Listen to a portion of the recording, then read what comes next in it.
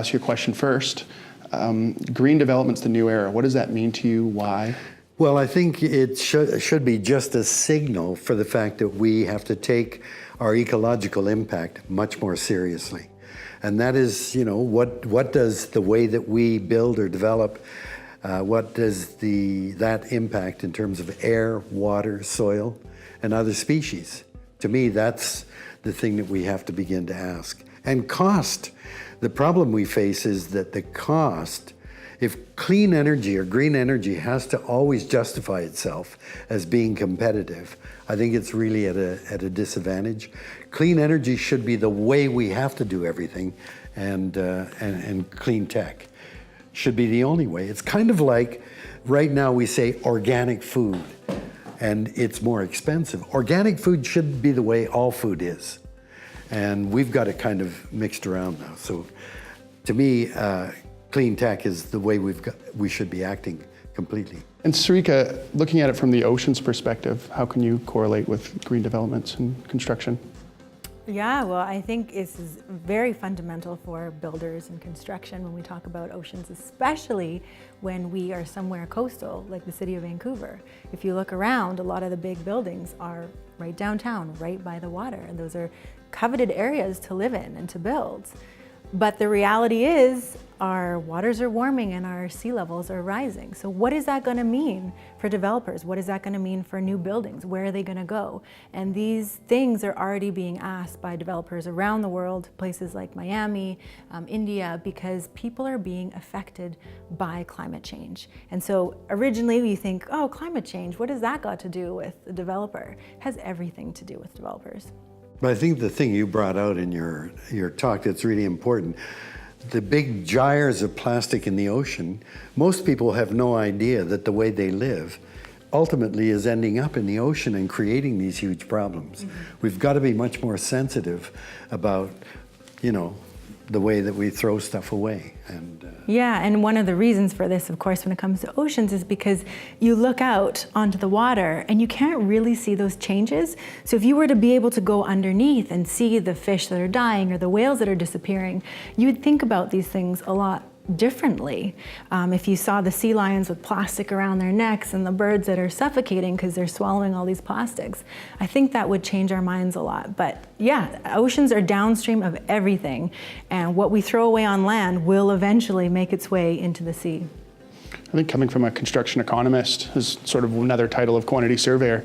I think what you were talking about on the actual cost of nature and just getting that into people's heads, that intrinsical value, if that's even the right word, or that real life nature value, and how much that's truly worth compared to a construction budget or a piece of lumber. And we talked before too about just the construction sites as a whole. The insanity of the way we look at our development is we've had a mine in British Columbia, Taseko Mine, that wants to take Fish Lake and use it to dump its toxic tailings in and essentially destroy the lake as a biological entity. And that's regarded as the price of doing business. I just don't think that can continue any longer. We have to really re-examine the way we do everything and not, right now you see this tremendous objection to any kind of carbon tax. We want air to be used free. We don't want to pay to put stuff into the atmosphere, and yet that's a very powerful tool that we have to begin to bring things in balance with the atmosphere. So we just need to look at it in a different way. How do we get around the regulators, right? Because the free market and development, they're only going to do, some of them only do what the regulators tell them, right? There's passionate people like us that want to make these changes, but to me, getting the cities to change the codes forces everyone to do it. Right? I don't know if you have any comment. Well, I think that we need to have regulation, and the idea of free market, the idea of freeing people, allowing the market to set the price is crazy. The market is a human construct. And if the market, in fact, is encouraging destructive waste, then the market can be changed. You can't change nature.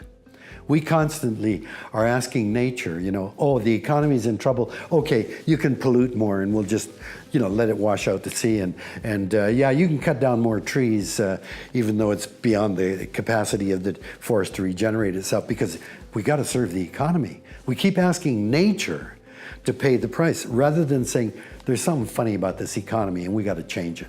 I feel like we need, as Dad has said, the ecology dictates what we can and what we can't do. And so if we looked at Mother Nature as setting the boundaries and then worked within those boundaries, I think we could be extremely creative. Instead of looking at the boundaries as constraints, rather just boundaries. There's this Haida artist, he passed away now, his name is Bill Reed, and he was one of the most prolific artists in Haida Gwaii. And he always said, the artwork, the Haida art, there are rules that you have to abide by, but they're not boundaries. They're just something that you can push against. If we had no boundaries, it would be a free-for-all. You could do whatever you want, and that is limiting in a way. So I feel like if we use that mentality and we said, okay, we have this structure that we can work within, now let's push against that. That's where the real creativity and ingenuity will come. There's one other aspect that I think we're really in trouble with, and I don't know how the QS people will impact this. But I think one of the problems we face is the world has been shattered. And we see news and all the reports coming in bits and pieces. So you'll see a report, hurricane in the Caribbean, a drought in Africa, and floods over here. And they're all reported as if they've got nothing to do with each other. So the world has been fragmented into these pieces, and yet we know that everything is connected. I'm so grateful to the Haida. The Haida fought for years to protect the southern part of their islands. It's now Guayhanas National Park Reserve.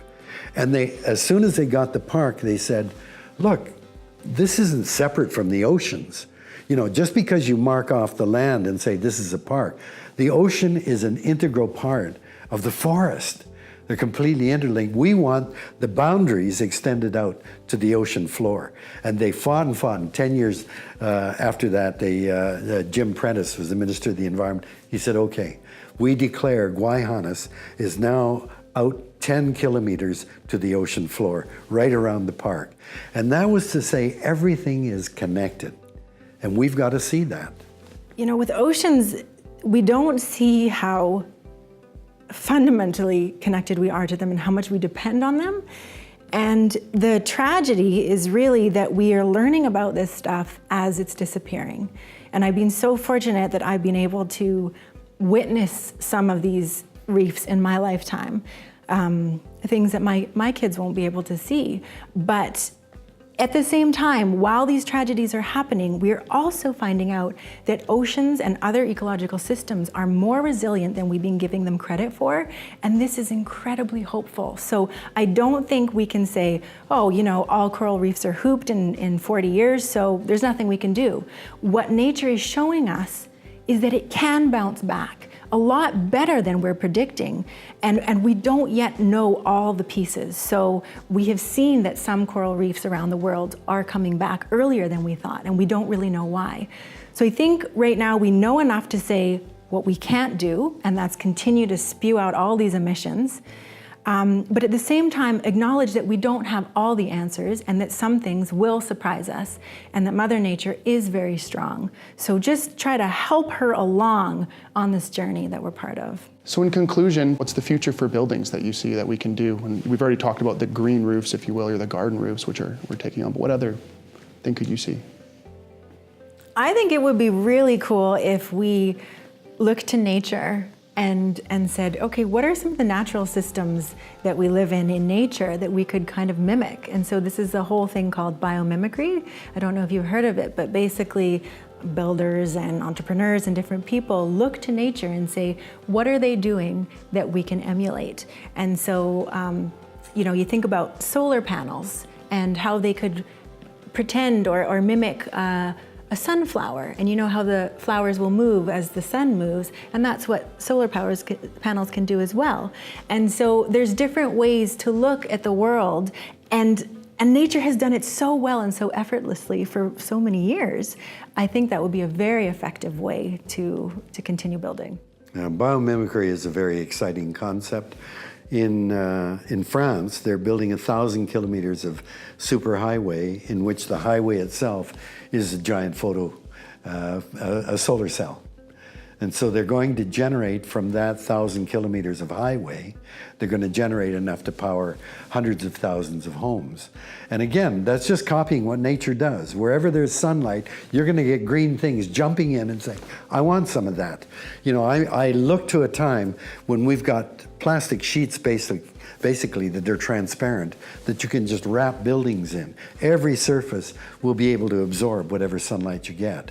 Every building or roof or road can either be a solar panel or a water receptor to take that water. I mean, the water comes to us again from the heavens, and we should be able to take advantage of that. So it's living in a way that makes much more sense with the earth itself, which is the way Indigenous people have, and our technology should be based on that kind of principle of trying to do it the way nature does. I think about, Dad and I just came back from Penticton, where we have this thing where every year we go and we pick cherries. It's been this tradition since I was born. And this year, of course, there's been horrendous forest fires.